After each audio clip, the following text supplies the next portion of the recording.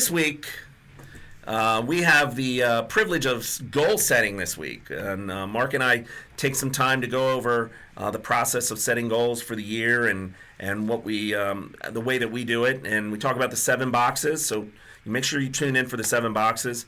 And anyone who wants more information about the 7 boxes, just leave a comment below and we'll be sure to get it to you.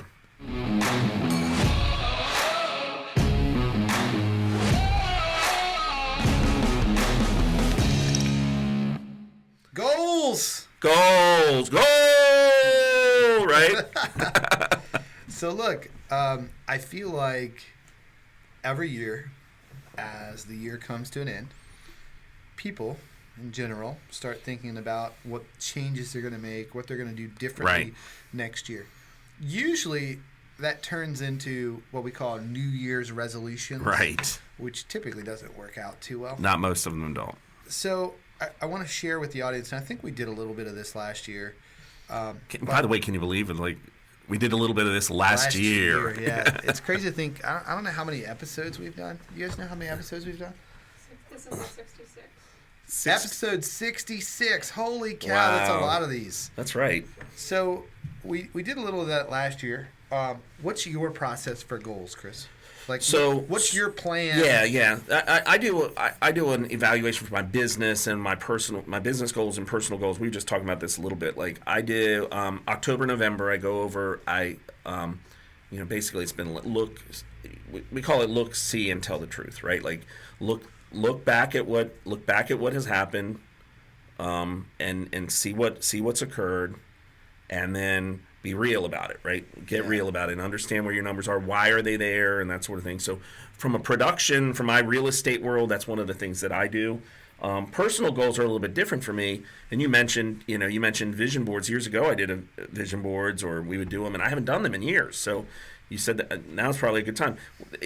Explain what a vision board is, because a lot of people might not even know. I think it's a great idea. I think a lot of people know what a vision board is. But, a vision board is where you take a whole stack of magazines, you clip out a bunch of pictures of either words that motivate you or things that you would like to accomplish in your life.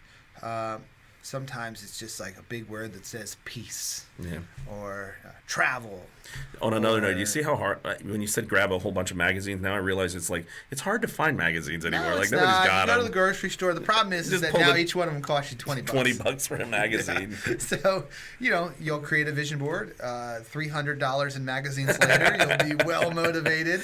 Wow, I'm motivated with my $300 worth of So clip we art. prepare for this throughout the year. We save every little scrap that we can. That's good. We save all the ones from previous years. What's ironic is we have magazines that we've clipped so much stuff out of, but there's always a gem in there. Yeah. Something that somebody needs, to put on their vision board. So do you do that as a team? Did your team do vision boards through the year? Mm-hmm. Yeah, we do that as a team. So do you do it before the end of the year? What do you do? Always before the end of the year. So this is why this is fresh on my mind. Yeah. So we have our annual goals meeting on Wednesday, and we have our first quarterly goals meeting on Thursday.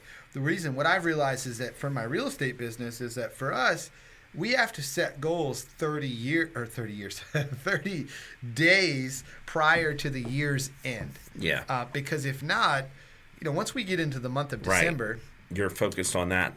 Well, we've already, during the month of December, we're selling properties that are going to settle in January and February. Right. So if we haven't truly outlined what we want our year to look like next year and how we're going to get there, you're missing 30 1/12 days. of it. Yeah, we're missing a portion of it. Yeah, 1/12 of it. Yeah. So we do that well in advance. So we're going to do that this week. Which this week, when we're filming this right now, it'll be like November 29th-ish. Okay. We'll actually sit down and plan out what next year is going to look like as a team. What changes we're going to make.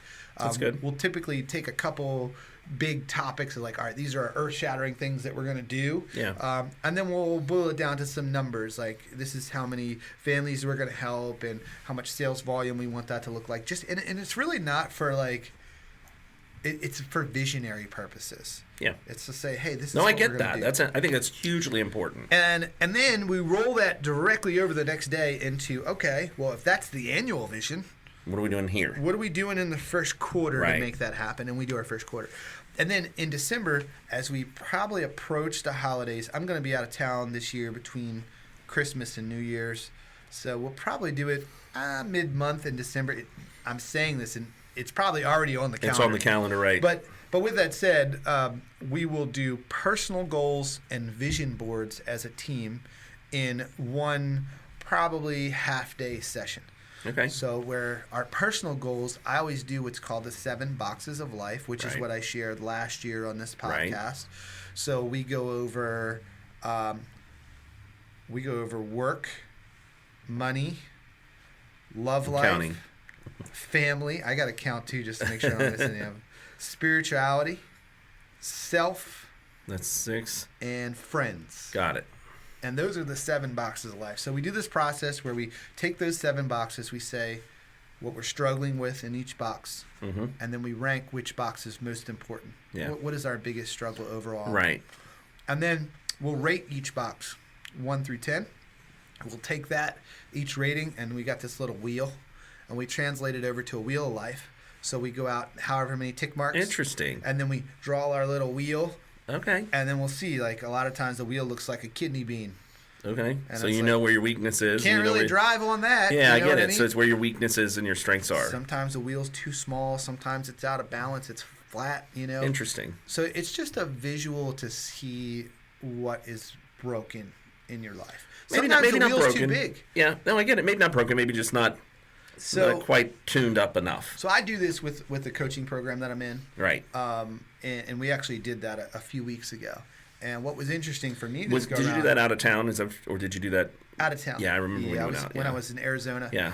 And what was interesting for me is I did my wheel, and almost every box was about a 7, which is 7's pretty good. And my wheel was big, and it was balanced.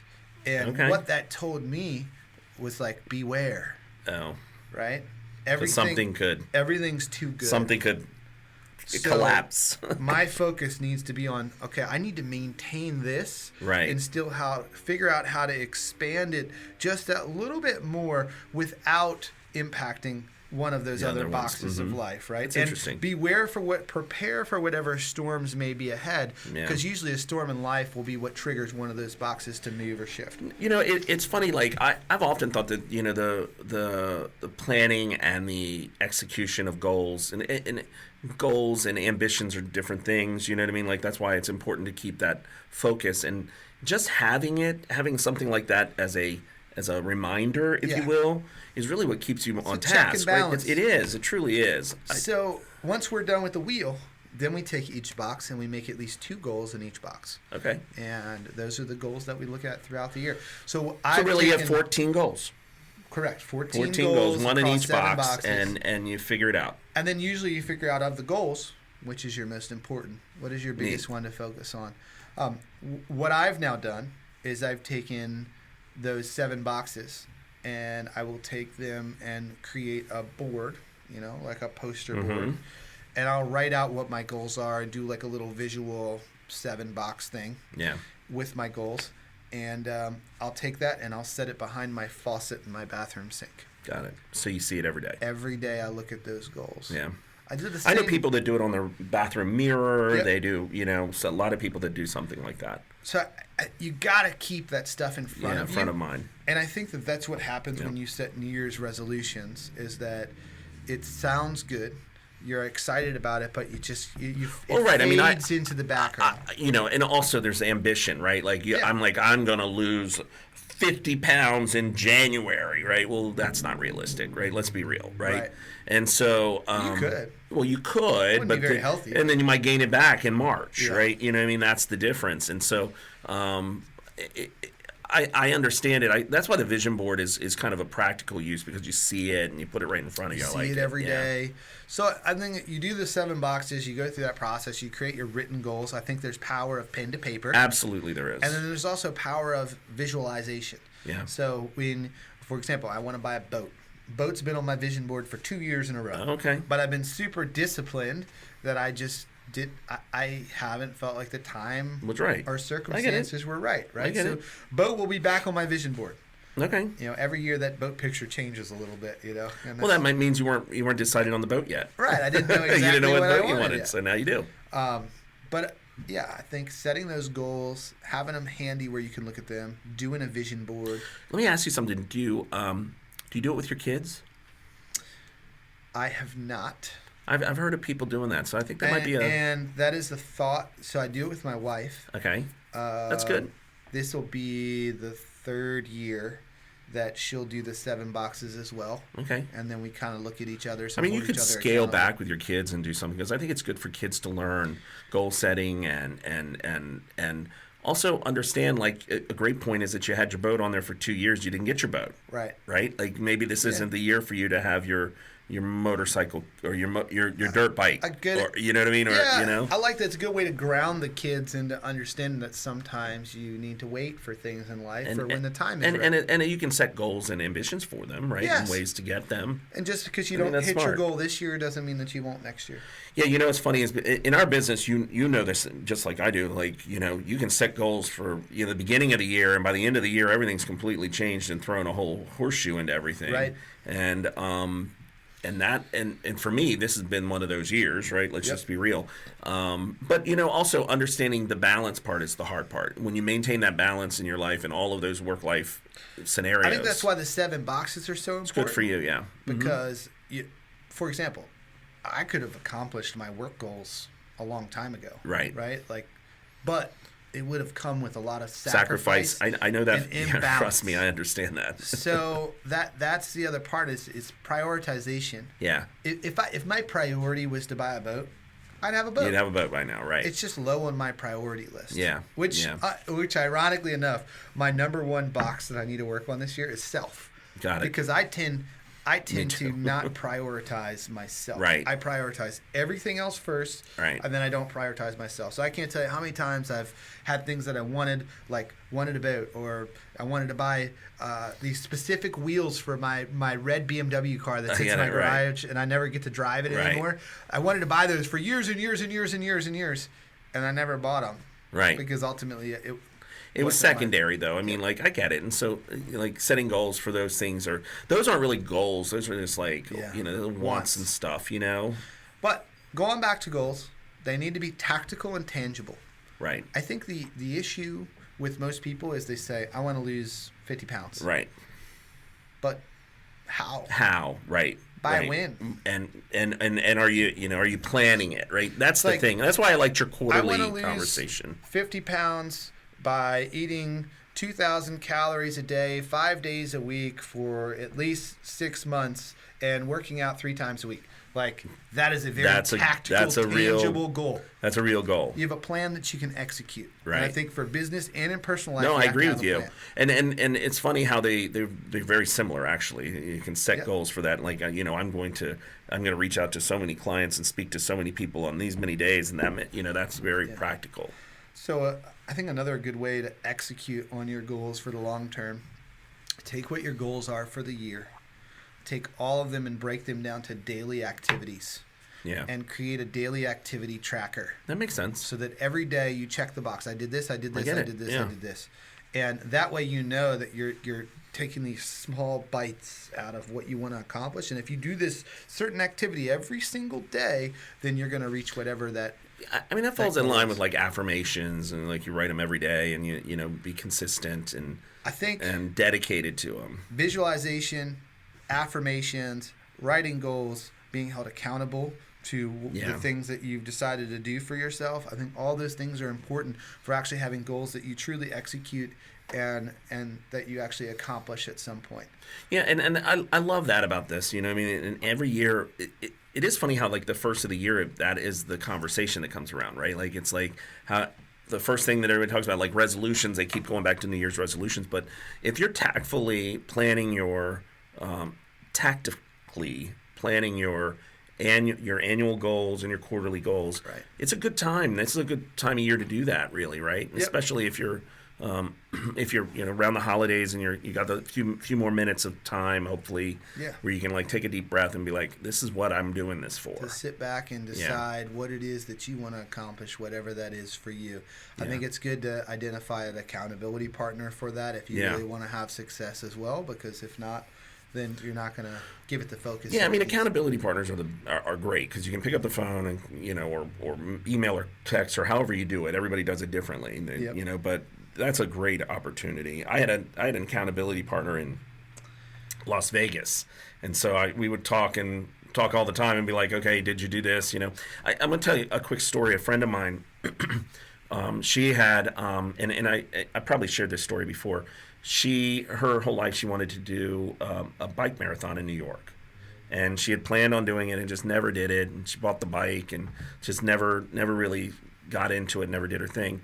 And our coach actually shared with us that she said, "So do you want to do this?" And she said, "Yes, I want to do the bike marathon." And she says, "Okay, well, why don't you get on the bike?" So the first day, she doesn't get on the bike, and she calls her back and she goes, "Okay, well, do me a favor. Go touch the bike." Put your finger on the bike. She touches the bike. She says, "That's good enough for today. Tomorrow, I want you to sit on the bike. Just sit on it a minute, a second, 2 seconds, however long you want to sit. Tomorrow, I want you to sit on the bike. The next day, I want you to pedal." She rode the bike marathon within 6 months. Wow. And because she had it the whole time, she just never really did it. And so sometimes it's those small, sweet steps. That's what we call it, right? Yeah. Baby steps. Those small, sweet steps that make all the difference in the world. So I always have this thing in my head that says, just touch the bike, right? Yeah. Like, just touch the bike. I like that, actually. I like that a lot. I'm going to use that. I think that for me, I have the perfectionism leads to procrastination. I get that. Yeah. So I see this thing that I want to do, but if I can't do it Yeah, perfectly, that's so me, man. then I just won't. I It'll won't drive move me at all because yeah. I don't have enough time to Yeah. execute whatever it is to the fullest. What's it instead called? Of just There's touching the bike. Yeah, right. Just touch the bike, right? Yeah. It was, and you're right. I think that maybe that's part of the personality trait that we deal with in our business, but that can get you down quick. You can you'll do nothing instead of doing something. Where are we at time wise in this episode? We're about wrapping up. How much? 17 minutes. Oh, that ain't too bad. No. All right, look, if y'all want to hang with us for just a little bit longer, Okay. I want to ask you this: Have you ever written a vision? Never written a vision. No. So Written affirmations. if you want to take things to the next level, Okay. take your 7 boxes, we'll say, Okay. and write a vision of what your life looks like With that, in each one of those boxes I get it. 5 years from now. Yeah. I'm going to tell you what, Put it in an envelope. No. it gives me goosebumps just talking about this. Yeah. But I think you told me this. Yeah. If I go back to 5 years ago, I legitimately, to a T, it states how many kids I'm going to have, Wow. what their ages are, Wow. and I mean, like within a month or two, like That's what their pretty ages crazy, are. yeah. It's absolutely insane. I think your wife was Obviously- reading your notes. She was like, "I'm going to accomplish his vision. We're gonna work towards making that this goal. happen." We're gonna make this happen Yeah. for him. I'm gonna freak him out. Right? Yeah. This is just a long play. That's by right. My wife. That's She right. freaked me out.